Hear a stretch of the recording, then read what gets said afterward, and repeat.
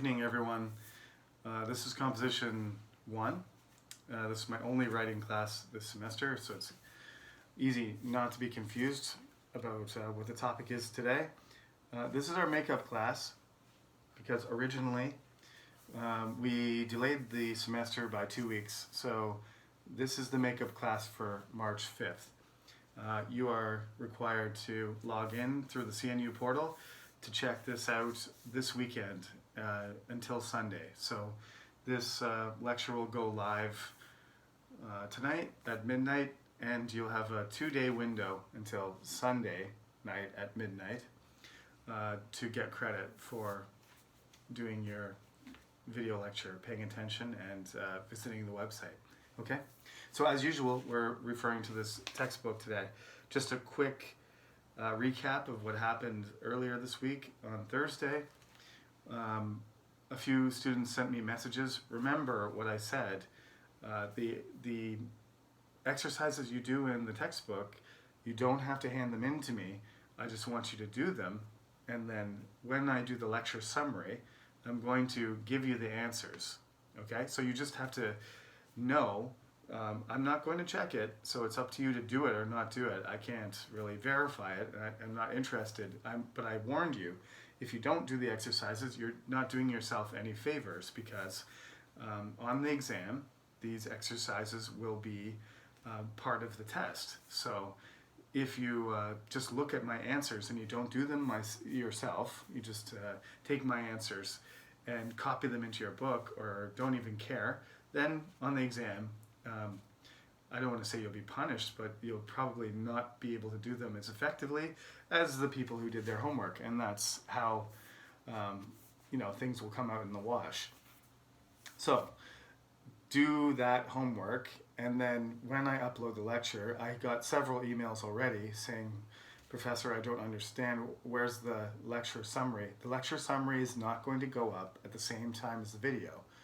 The video will be uploaded first, and as I explained, so you got to listen carefully to the lecture. I want you to pay attention to the lecture first, and then I will summarize the lecture 2 or 3 days later. The lecture will be uploaded in a written form, just to hit the main points that I talked about. So don't worry, the lecture summary will be there, but there's always going to be a delay. This is the way I've decided to run the course. And I know things are being changed a little bit, slowly, but it's because we didn't expect the situation. So bear with me and I'll keep you updated, but just watch the video lecture first, put the subtitles on the bottom of the screen, and 2 or 3 days later, you'll see the summary, and if you missed something, then you can read it and make sure, okay? So we are doing a writing class, and I do want to talk about the next chapter, chapter 3 in the book. The title of the chapter is A Favorite Place. So this is, again, I'm reminding you as I go. When we go through this book, I told you that the great thing about this book by Dorothy Zemek is that a lot of the things that she's trying to do are exercises. So you practice writing. It's very practical. So right away, the first page of this chapter it's designed for you to practice descriptive language, okay? So I'm going to say that descriptive language is not going to necessarily get you an A, because I told you the 2 most important things are, the quality of your argument, the logic of your paper or your paragraph, and the organization. Those are the 2 things that are absolutely necessary. If your argument is poor or your organization is bad, then you can't get an A on your assignment. That's the rule, okay? However, there are other things, like I mentioned, the grammar has to be good, the vocabulary has to be good. There are other things too. I used to get, I had good papers and bad papers, and I used to get A's and B's and even occasionally C's, embarrassingly. Everybody has good and bad, moments in their academic career. It's been a while since I got a C. But when I got those poor grades, it was largely because that I usually wrote well in terms of the vocabulary, and I was very descriptive, but um, yes, it was a bit chaotic, and the argument wasn't strong, so my professors ended up giving me lower grades. So the same will be true of you. However, being descriptive is a very big asset. Um, Certain types of writing, not necessarily essay writing, but certain types of writing, description is maybe more important than argument. For example, if you're writing a short story, description is a descriptive short story is the best type. My my favorite author, I can't say I have a favorite author, but if somebody asks me and insists on me choosing one person, I usually don't say Shakespeare because it's too cliche, but Shakespeare is probably my favorite, to be honest. Don't tell anybody because, it's just every English major's go-to answer, I guess, is Charles Dickens or maybe Shakespeare, or if you're a girl, maybe not a girl, maybe a guy, but Jane Austen is up there too. But Edgar Allan Poe I have the anthology. I think it's in my office at the university, not here. I love Edgar Allan Poe. I think there's a lot of reasons why he's one of my favorites, but he's just incredibly descriptive. He tells short stories, and you can just, it feels like you're actually experiencing the story through the eyes of the character. It's so well written. It's so descriptive. So I'm not expecting you to be Edgar Allan Poe. Don't get me wrong, because I'm certainly not. But this page here, where it shows you a beach, and there's palm tree and there's nobody on it. What we're going to do on the exam is I'm going to also do the same thing. I'm going to choose a picture. I think last year I chose a picture of Avengers. There's like 8 Avengers jumping at you. There was Thor and Iron Man and Captain America. And I had all the students describe the picture using words. And basically, the true test of whether you can be descriptive is to look at a picture and then write it down and then give it to somebody and have them read it without looking at the picture. And if they can imagine, or if they can even draw, like if they can draw a picture from what you've written and it's pretty close, it has some resemblance to the original picture, then you're doing a good job of describing. So first thing you need is adjectives. You need to you need the nouns to describe the objects, like there's a tree, it's tall, it's green, the waves are crashing, and the sky is blue, and the clouds are marshmallowy. You just need words, nouns and adjectives and adverbs to describe what's happening in the picture. I don't want you to tell a story because there's no story there. It's just a painting. It's just a picture. So you have to use the right. You can use the present continuous because that's how we do describe pictures. We don't usually use the present simple.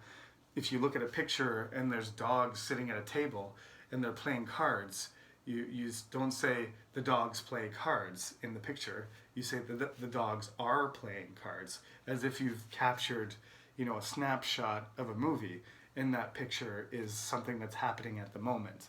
So you can use the present continuous. That's what I recommend, right? The waves are crashing, into the rocks on the beach, and the beach looks lonely. Those are the kinds of things that to be descriptive.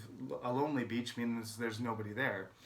So you can be somewhat poetic and creative if you want, but I want to be able to close my eyes and listen to the words or hear the words that you wrote and visualize the picture.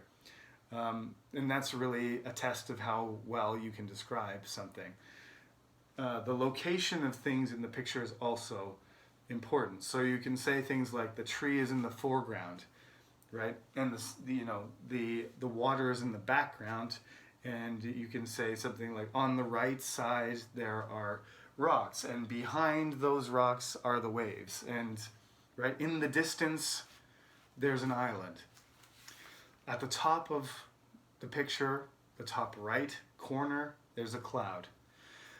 So you need orientation as well. And if you do all those things, if you're descriptive and you give the location and orientation of things, and you organize yourself, either you describe it from the front of the picture to the back, or the top to the bottom, right? Or the left to the right, whatever way you decide to do it, it doesn't matter.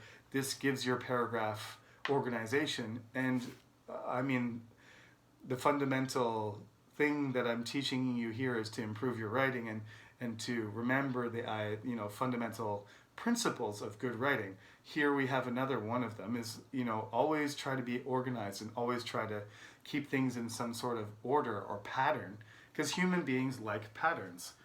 And writing needs patterns to be effective. So, like I said, if you're going to describe what the picture looks like, going from left to right, or top to bottom, or front to back, or back to front, or going from the important things in the middle of the picture and then to the things on the outside, it doesn't matter. Just think about the way, when you watch on YouTube, or when you were younger, you watched, somebody teaching how to paint. They always do that. They start painting things in the background first, and then they color things in, or they start at the top, or they start on the horizon.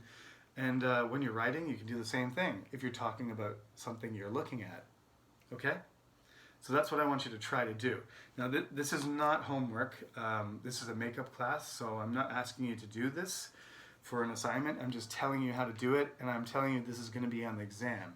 So we will come back to this later in the textbook.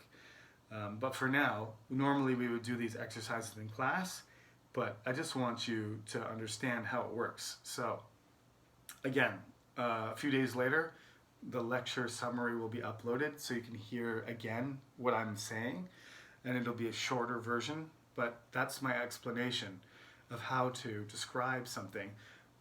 We have this really common overused expression, but it's true.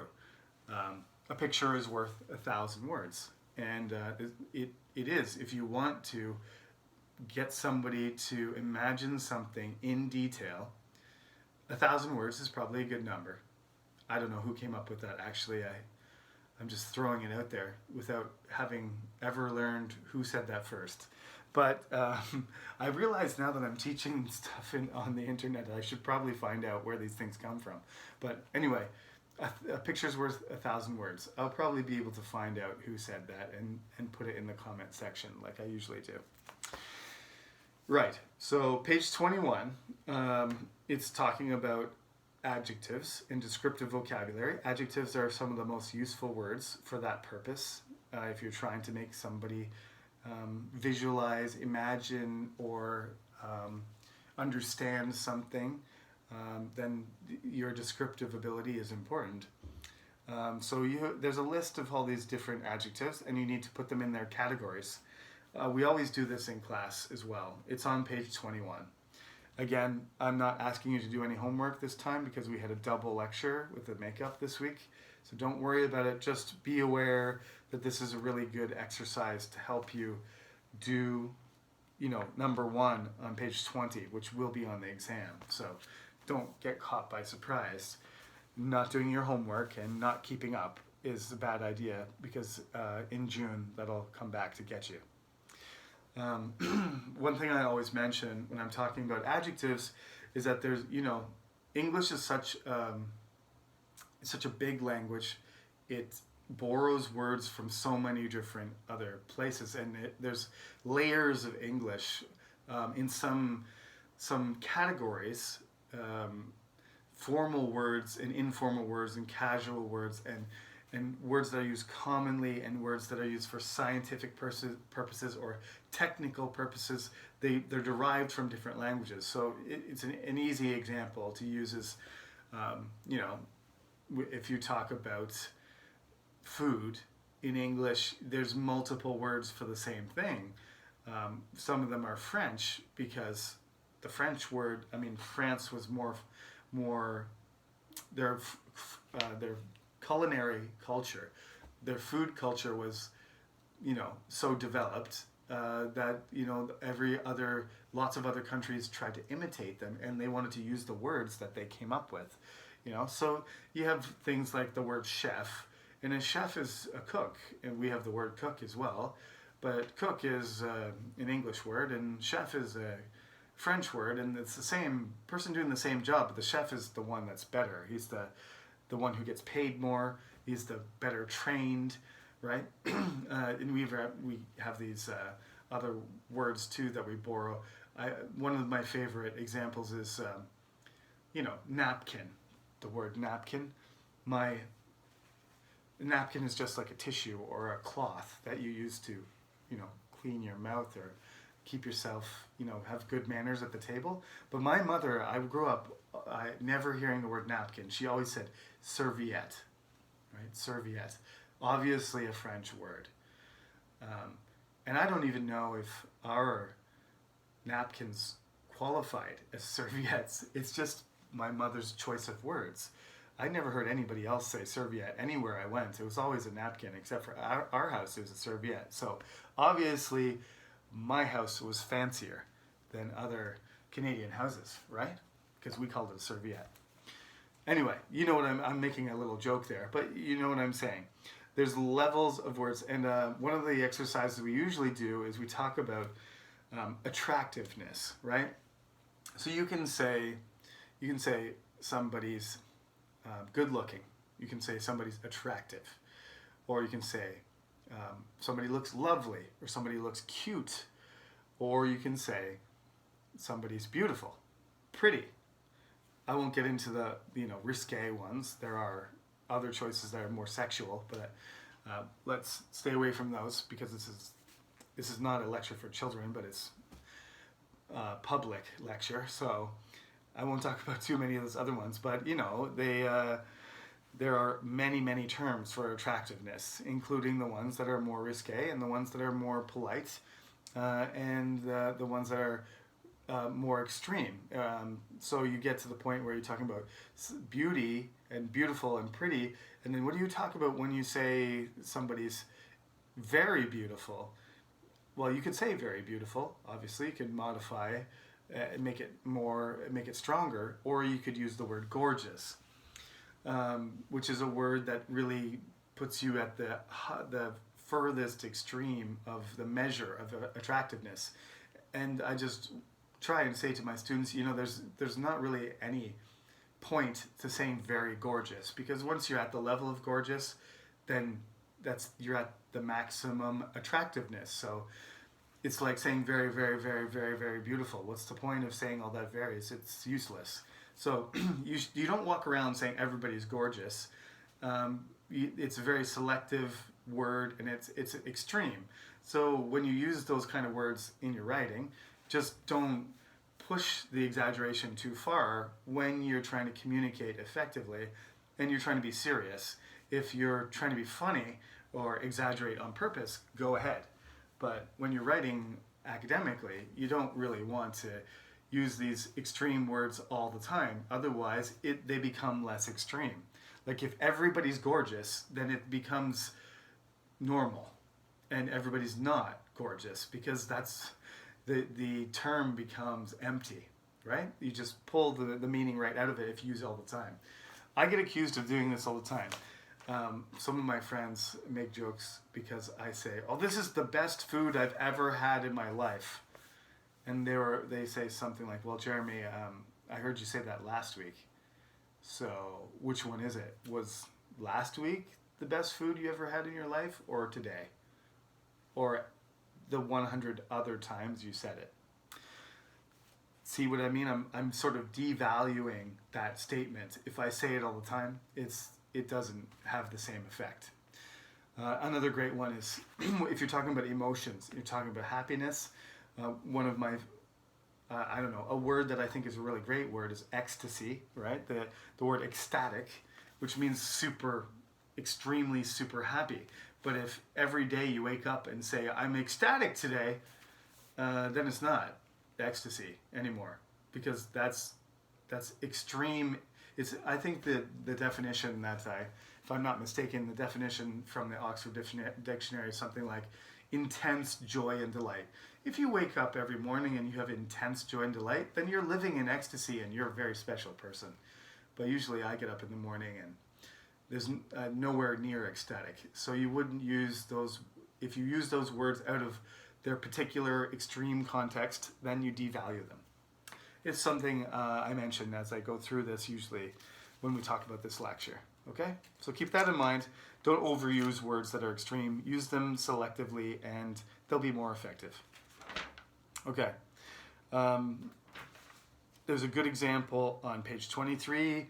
They show you the same exact paragraph side by side. One of them has really short, simple sentences. So there's 12 sentences, but they're very short. And then they do the same paragraph again and they combine the sentences and there's only 5. And if you read both of these paragraphs, you'll see what the point the book is trying to make is that the complex sentences are more supportive and they're more cohesive to each other because those conjunctions relate the ideas to each other. If you just say something like, I am hungry, I like pizza, it is dinner time. If you talk like that, that's elementary stuff. And as you get older and as you develop your skill, because I'm not accusing anybody of not having good English, but that's what I do in Korean. Like I can't put together 15 words. I just can't do it. How I handle my Korean, my Hangul, is by bite-sized chunks because my Korean is not developed. So when I want to say something, I put together 4 or 5 words and then I stop. But if I was better at Korean, and hopefully someday I will be, if I improve my ability with the language, then I'm going to string together more words and relate them to each other. And that's really what the book is trying to get you to do. Don't just put 3 words together and think that's good enough to communicate an idea. You need to do better than that. Okay? So it's just a demonstration of the difference. Right. And the exercise on page 24, number 11, that is combining sentences. Again, that's another exercise that's going to be on the exam. I'm going to put a few sentences, simpler sentences in front of you, and you have to take those phrases, shorter sentences, and build complex sentences out of them. I don't want you to change the meaning. I just want you to remove the repetitive parts, put in conjunctions, and make a single sentence out of more complex ideas. And that will be on the exam too. So there's no assignment this week. This is the whole lecture. I think I've explained all I need to for this week. We're coming up on 25 minutes here. So what I want you to do is go from page 20 to page 24 and stop there, because next week we're going to finish chapter 3 and there is some homework related to the horrible hotel on page 25, but that's not part of this lecture. That's for next week. So page 20 to 24, combine the sentences and look at the picture on the beach and write a paragraph describing it. You don't have to hand it in, but that's the exercise you have to practice for the exam. And there is the categorization of adjectives is also on page 21. So those things are the things you need to practice for the exam, but you don't have to hand them in. You already have an assignment. You have to write a paragraph on gifts, and that is due in next week's class on Thursday. The deadline is Thursday at midnight, or it's late. Okay? So have a good weekend. Please log in over the weekend before Sunday night, or you'll miss your credit for the attendance of the cyber lecture. Okay? As usual, direct your questions towards my email address and visit the website several times a week to check up on things. If you're subscribed to the channel, then you will get, as soon as you go to open your YouTube app, or if you open YouTube on your computer, you will get a notification that my video has been uploaded for this. So you'll see it as soon as it's there, and you can take a look at it. Okay, so that's it for this weekend. Have a good night. I'll talk to you again on Thursday.